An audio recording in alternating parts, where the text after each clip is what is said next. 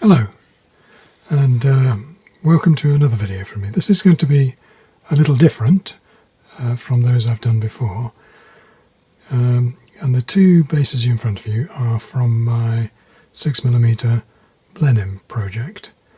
I was asked some time ago how I based the figures, and I wasn't sure how to respond to that. To be honest, I kind of forgot about it after a while, but I was reminded again in the week.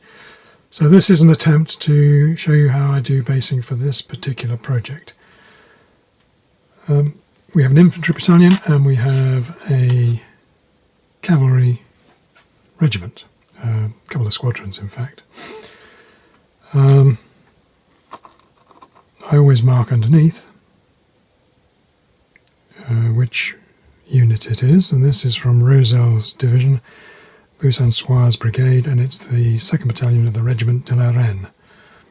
And this is from Bourg's division, Lorraine's Brigade, and it's the Regiment of Prince Charles of Lorraine. These are all Bacchus figures. Now, the very first thing I do, right at the outset of the project, is decide how I'm going to represent each of these units. And this unit is an infantry battalion, and the French doctrine had deeper units than the Allied armies. So, bearing in mind that I'm at some point going to do Allied units, and they are going to be 2 ranks deep, I decided that this would be 3 ranks deep. I also decided that I would show both flags that the battalion carried. So this one being a 2nd Battalion, they have 2 of the coloured flags. The 1st Battalion would have a white flag and a single coloured flag. Now, each rank is 10 figures. The 2 standard bearers are actually pikemen. They're sold as a separate pack by Bacchus. And then the 3 figures in front represent the officers who would be aligned in front of the battalion.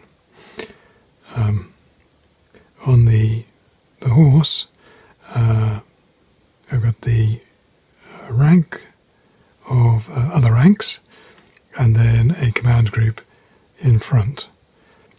To me, this looks a bit more like a unit waiting to advance than some I've seen. Now, this is a very Heath Robinson setup, so I've just knocked my head on the gantry that I've built to hold the iPad. I hope it hasn't actually moved it too much. That looks alright. So, when I'm painting the figures, I will paint the bases in the colour that eventually I'm going to have to stop the iPad is moving. Right, we'll try and continue. So, the base colour I'm using is Vallejo Flat Earth 70983. But I'm going to texture the bases first with this, which is a wood filler that I get from a local DIY store here, Homebase. This is self-coloured and gives a light finish. There's a dark one as well, which would probably be just as good. Now, I don't have any units for the Blenheim project that I haven't based. So I'm going to put those to one side and show you this figure, or these figures. This is a unit that I painted up for a 7 Years' War project that didn't actually go anywhere. But as you can see, I've painted the figures, I've fixed them to the base. In this case it's a 2 deep line with a single officer in front and 3 what are supposed to be kind of sergeants or NCOs keeping the lines in order at the back. This is probably close to how I'm going to do the Allied battalions when I get to it in the Blenheim project. So what I'm going to need is a spatula or a prodder. I'm going to use a toothpick, which enables me to get into tight places. I'm also going to use one of these 40 by 40 bases that you get with some 28mm figures from Warlord Games, I think this is. And then we shall start with this application process.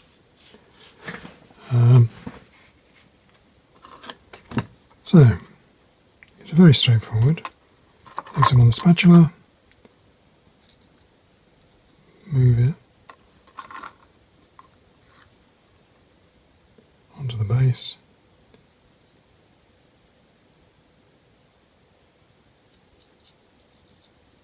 and move it into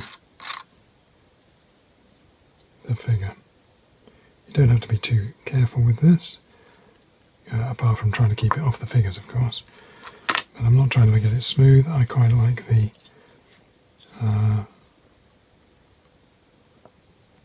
lumpy effect you get. And I can see I'm going to need a fair amount more than I had. I'm just a bit cautious. I don't want it to spurt out and cover other the figures, because that would not be good. Right.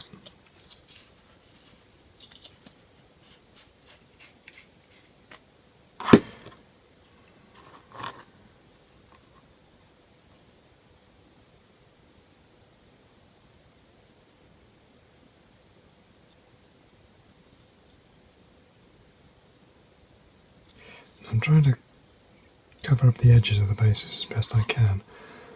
It doesn't have to be completely perfect, because when we do the painting and the grassing, that will cover some of these gaps, if there are any left.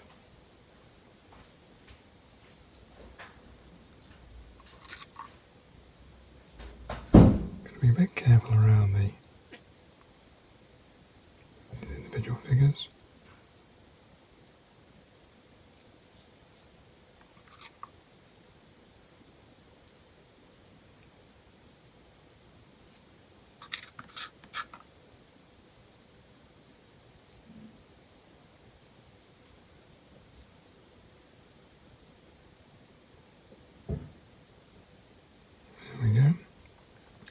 Now you can see at the moment there's a little bit of a gap behind that officer.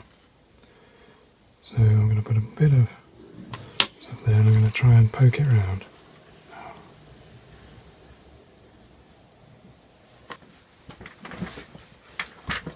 So I'm going to try and poke I might need to use my visor so I can see it clearer.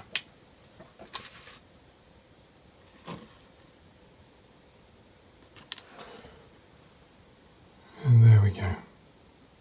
It's done. I'm going to leave that to dry. So it's now about 2 hours later. The filler is dried, and I'm going to apply the base coat, the flat earth. Again,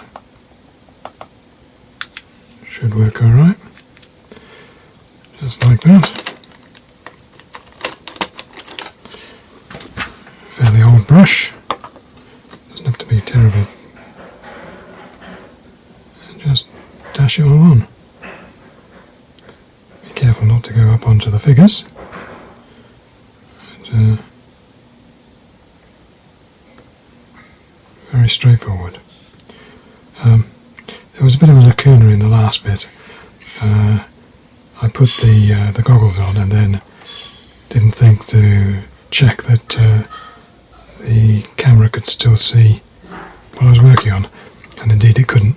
So there were large parts of the last video that I had to leave out.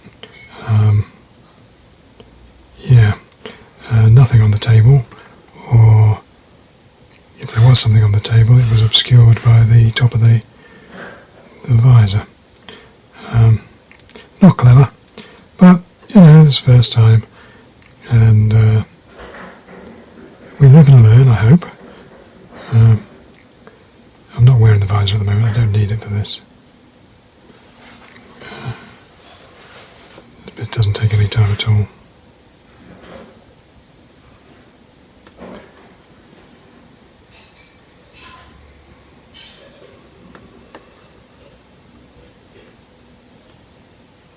Need to be a bit careful down there between the single base and the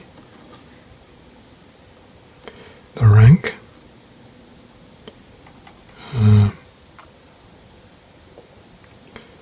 So I'll do all the easy bits and then come back and fill in the difficult bits.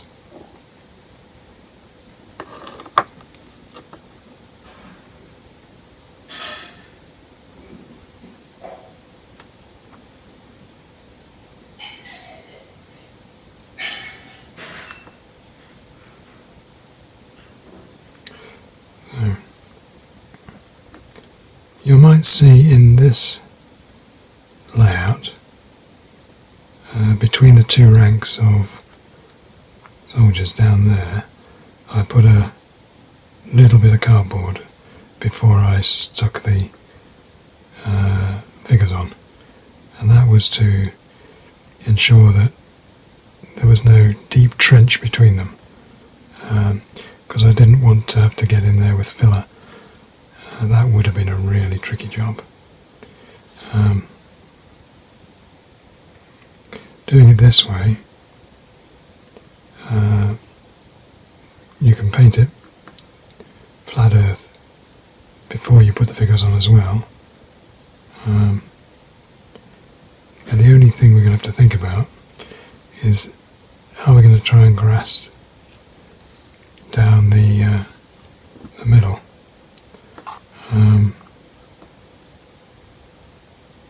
I think I probably will.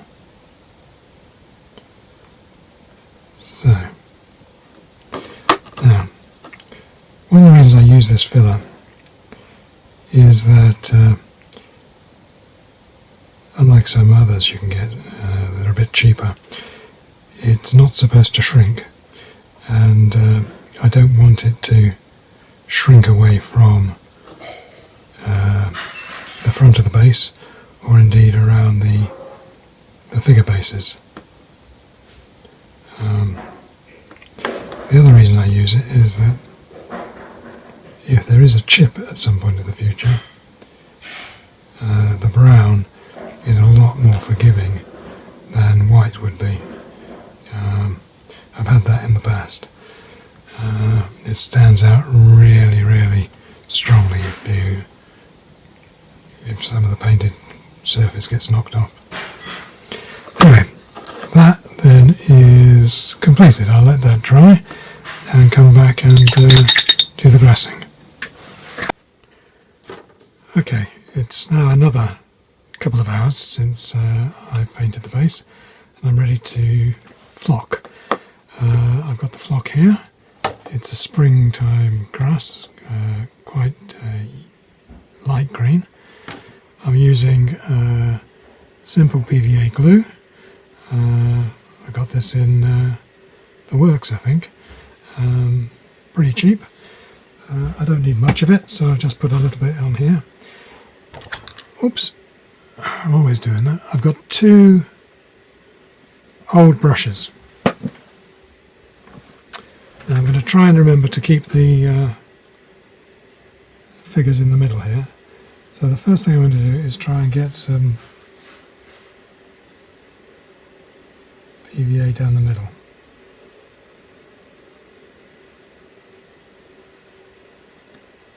Because I think it will enhance the finished.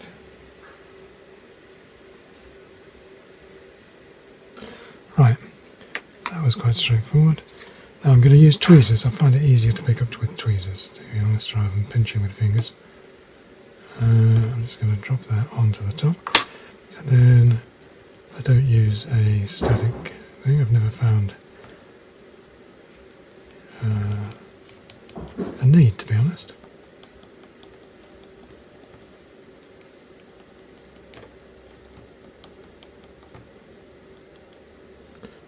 Just a bit over.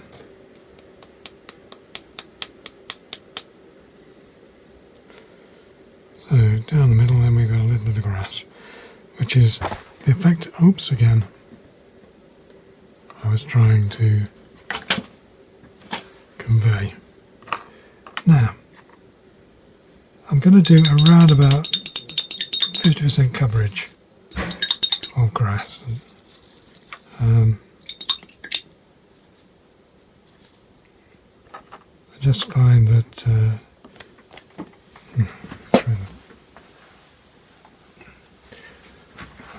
right, so we'll start with the front bit.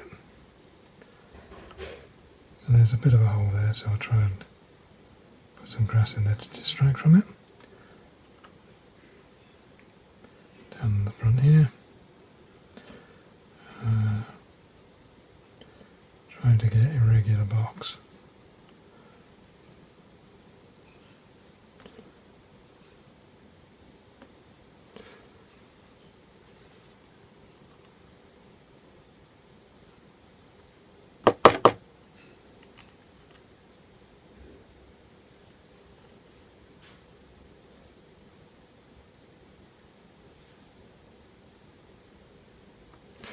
Right, so I'll do the front bit.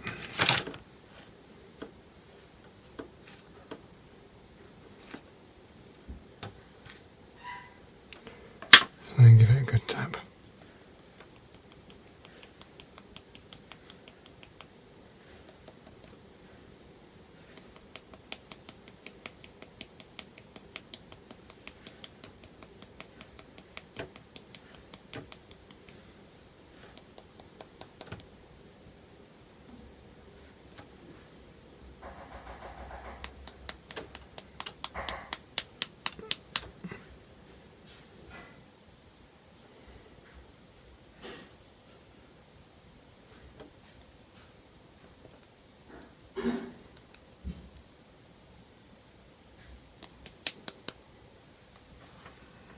Do the back.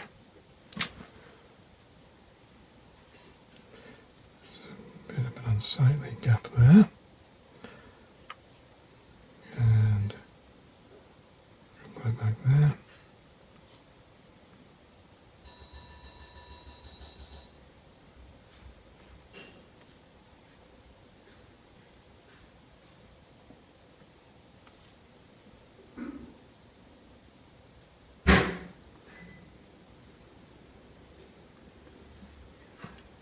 Just do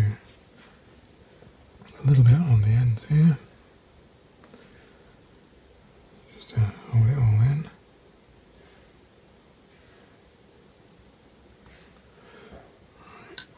Okay, I'll put that grass on.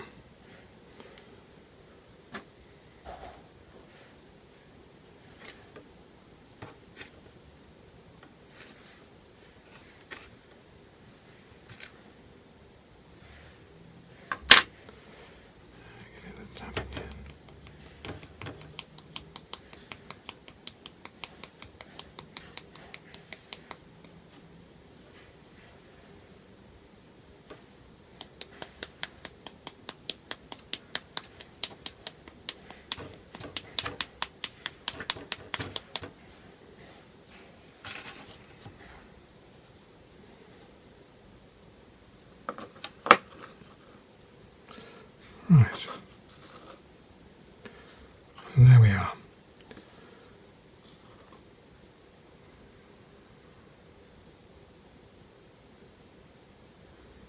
I think that works.